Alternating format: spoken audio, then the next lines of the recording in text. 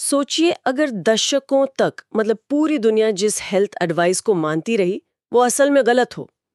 अगर हमारी सेहत का असली दुश्मन वो था ही नहीं जिसे हमें बताया गया, बल्कि कुछ ऐसा था जिसे हम रोज खाते हैं बिना सोचे समझे। आज हम एक ऐसी ही बहुत पुरानी और दिलचस्प कहानी की तह तक जा रहे हैं। इसे अक्सर शुगर कॉन्स्पिरेसी यानी चीनी से जुड़े एक ऐतिहासिक विवाद का नाम दिया जाता है। अच्छा।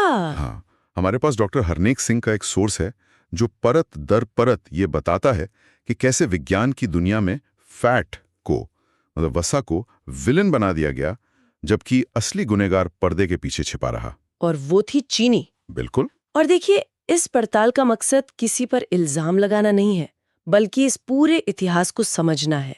हम ये जानने की कोशिश करेंगे कि विज्ञान की जो दिशा थी वो कैसे और क्यों बदली, और सबसे जरूरी, आज का विज्ञान इस बारे में क्या कहता है। जी। तो चलिए, सोर्स में दिए सबूतों और घटनाओं के साथ इस कहानी को शुरू से शुरू करते हैं।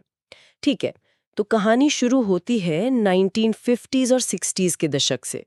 उस वक्त दुनिया भर के वैज्ञानिक मतलब इस बात पर सिर खपा रहे थे कि ये जो दिल की बीमारियां हैं जो इतनी तेजी से बढ़ रही हैं, इनकी असली वजह क्या है। हाँ, और उस समय मुख्य तौर पर दो अलग-अलग थ्योरीज थीं, मतलब दो परिकल्पनाएं जिनके बीच एक मजबूत वैज्ञानिक बहस चल रही थी। ओके। पहली थ्योरी, जिसे हम हाइपोथेसिस ए कह सकते हैं, उसका मानना था कि ज्यादा चीनी और जो रिफाइंड कार्बोहाइड्रेट्स होते हैं, जिसे मैदा वगैरह। हाँ, मैदा, सफेद चावल, यही दिल की बीमारियों की असली जड़ हैं।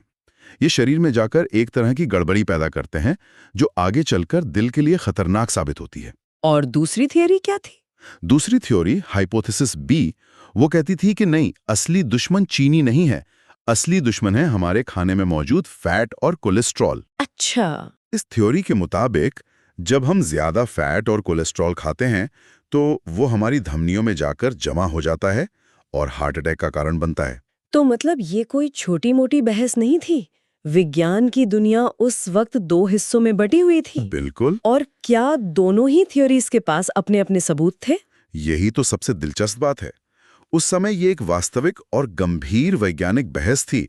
ऐसा नहीं था कि एक थ्योरी के पक्ष में सारे सबूत थे और दूसरी पूरी तरह हवा में थी। दोनों के ही समर्थक थे। दोनों के ही समर्थक थे, दोनों पर ही रिसर्च चल रही थी। सोर्स ये भी बताता है कि यूके के डॉक्टर जॉन यूटकिन जैसे कई नामी यूरोपीय वैज्ञानिक तो उस वक्त भी बड़े जोर शोर से चीनी के खतरों को लेकर चेतावनी दे रहे थे। मतलब वो पहले से कह रहे थे। वो लगातार लिख रहे थे, भाषण दे रहे थे कि हमें फैट से नहीं, हमें चीनी से डरने की जरूरत है। तो एक तरफ ये वैज्ञानिक बहस चल रही थी, सबूत तोले जा रहे थे, और फिर कहानी में पैसा आ गया।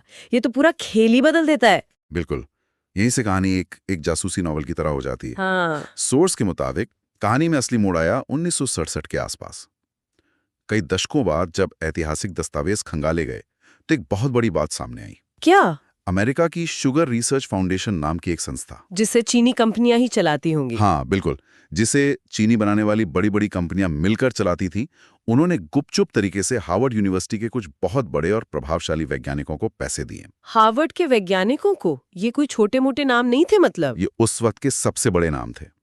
इनमें डॉक्टर मार्क हैगेस्टेड जैसे लोग शामिल गए, जिनकी बात का वजन पूरी मेडिकल दुनिया मानती थी। सही बात है, हार्वर्ड से कोई बात निकले तो दुनिया उसे गंभीरता से लेती है।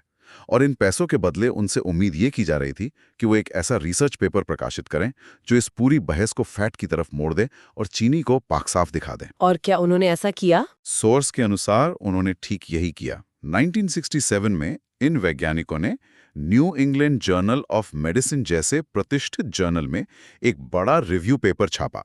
और उस पेपर ने क्या कहा? उस रिव्यू ने बड़ी चालाकी से दो काम किए। पहला, इसने दिल की बीमारियों में चीनी की भूमिका को लगभग खारिज कर दिया, उसे बहुत मामूली बताया। और दूसरा?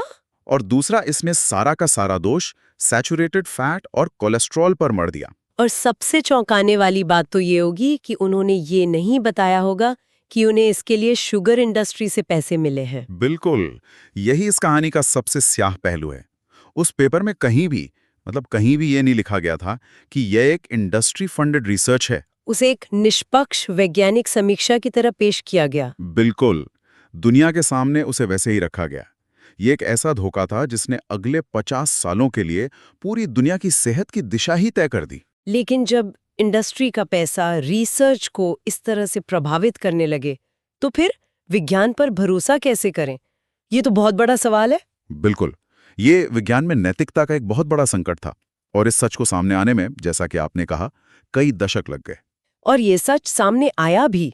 सोर्स बताता है कि लगभग 50 साल बाद 2016 में जामा इंटरनल मेडिसिन नाम के एक बहुत ही प्रतिष्ठित मेडिकल जर्नल ने एक ऐतिहासिक पेपर छापा और उसने इस पूरे मामले का पर्दाफाश कर दिया। जी, और उस पेपर ने कोई अटकलें नहीं लगाई।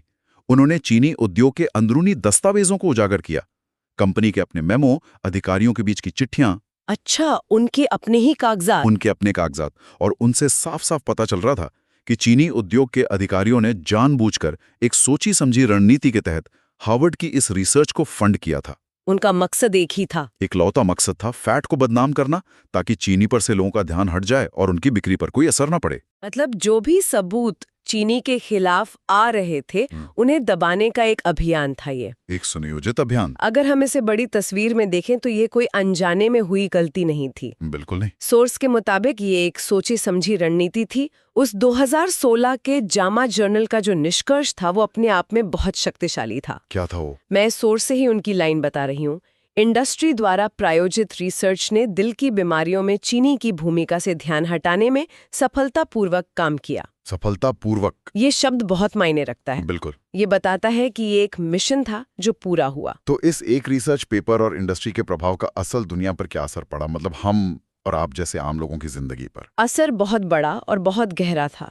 उस हार्वर्ड पेपर के बाद हवा पूरी तरह से फैट के खिलाफ हो गई। हाँ, 1970 और 80 के दशक में अमेरिका समेत दुनिया भर की सरकारों ने अपने नागरिकों के लिए लो फैट यानी कम वसा वाले आहार के लिए आधिकारिक दिशा निर्देश जारी कर दिए। और कोलेस्ट्रॉल को पब्लिक एनिमी नंबर 1 बना दिया गया। बिल्कुल। और ये बात लोगों के मन में घर कर गई।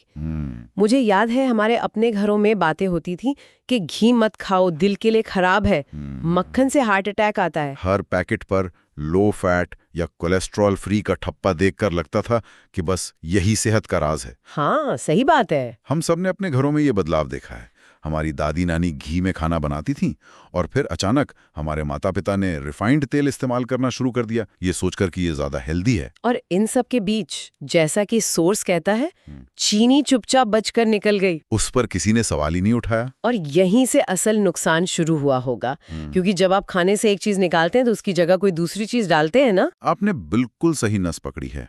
फूड इंडस्ट्री ने इन सरकारी गाइडलाइंस का पालन करना शुरू किया। उन्होंने अपने प्रोडक्ट्स से फैट निकालना शुरू कर दिया। लेकिन एक समस्या थी, फैट हटाने से खाने का स्वाद और टेक्सचर खत्म हो जाता है। हाँ, फैट से ही तो स्वाद आता है। बिल्कुल, फैट ही है जो खाने को संतुष्टि देता है। तो स्वाद को वापस लाने के लिए उन्होंने क्या किया? उन्होंने उसमें बेहिसाब चीनी, हाई फ्रक्टोज कॉर्न सिरप और दूसरे रिफाइंड कार्बोहाइड्रेट्स मिलाना शुरू कर दिया। अच्छा?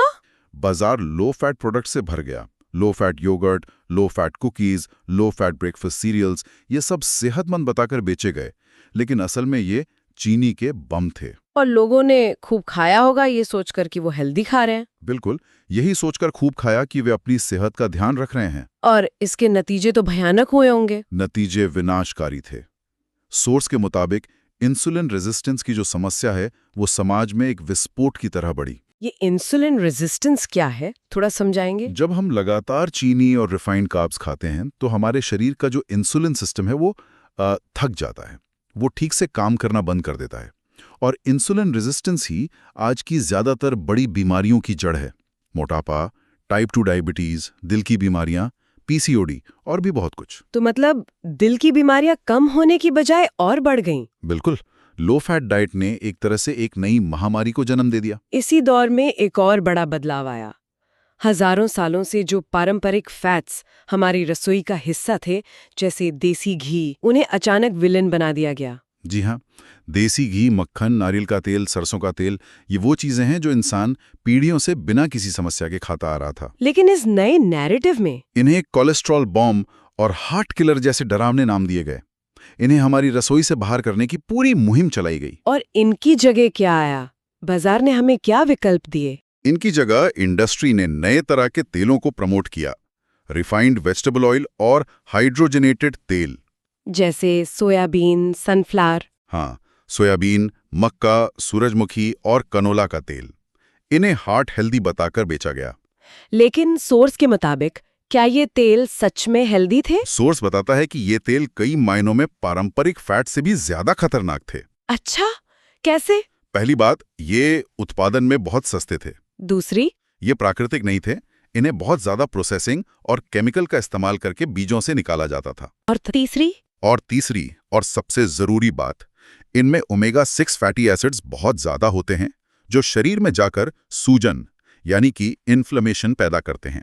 इन्फ्लेमेशन, ये शब्द आजकल बहुत सुनने में आता है। ये इतना खतरनाक क्यों है? क्योंकि आज की ज्यादातर जो क्रॉनिक बीमारियां हैं, चाहे वो दिल की बीमारी हो, आर्थराइटिस हो या ऑटो इम्यून डिसऑर्डर, उनकी जड़ में यही है। उनकी जड़ में कहीं ना कहीं ये क्रॉनिक इन्फ्लेमेशन ही है। तो हमने घी जैसी एंटी इन्फ्लेमेटरी चीज को हटाकर अपनी डाइट में ऐसी चीजें शामिल कर ली जो लगातार हमारे शरीर में अंदर ही अंदर आग लगा रही थीं। सोर्स में एक और बहुत दिलचस्प बात का जिक्र है, फार्मा फूड मेडिकल नेक्सस, मतलब इन तीनों का एक गठजोड़। ये क्या है? सोर्स इसे एक ऐसे दुष्चक्र के रूप में समझाता है जो खुद ब खुद चलता रहता है और जिससे कुछ इंडस्ट्रीज को बहुत फायदा होता है। कैसा दुष्चक्र? इसकी शुरुआत होती है प्रोसेस्ड और जंक फूड से, जिसमें चीनी और खराब तेल भरे होते हैं। ये खाना लोगों को बीमार बनाता है।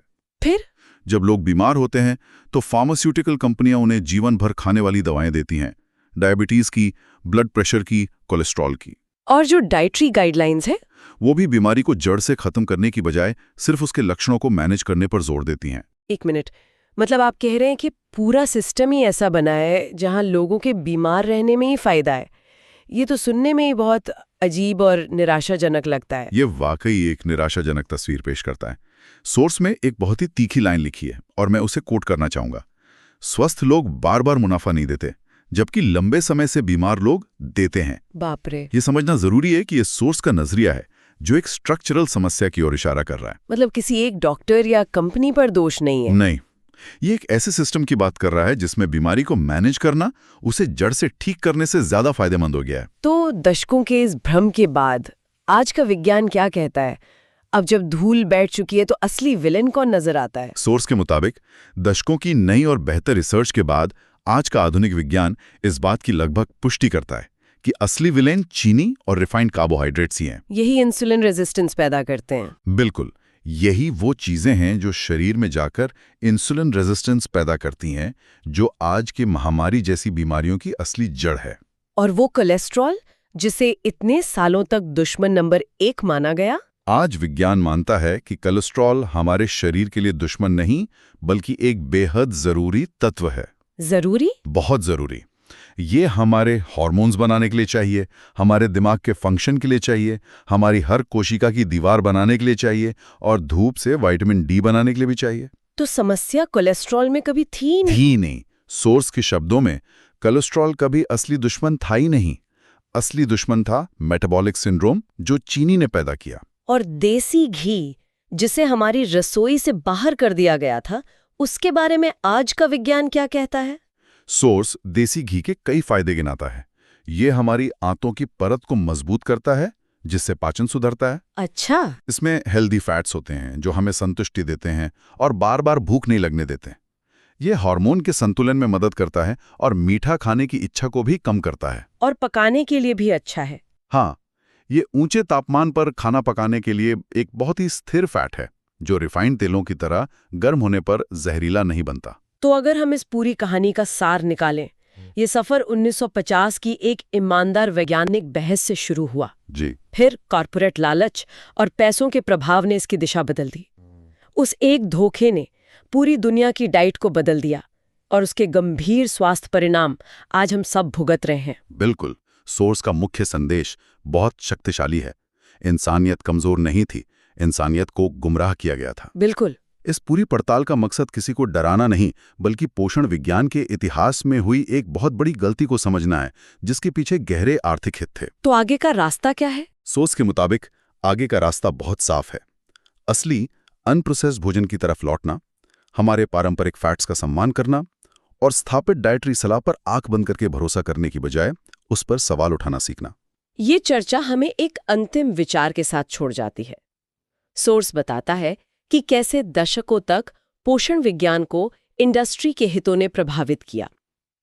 ये सोचने पर मजबूर करता है कि आज ज्ञान के और कौन से क्षेत्र हो सकते हैं जहां आर्थिक हित वैज्ञानिक सच्चाई पर हावी हो रहे हों और हमें इसका अंदाजा भी ना हो।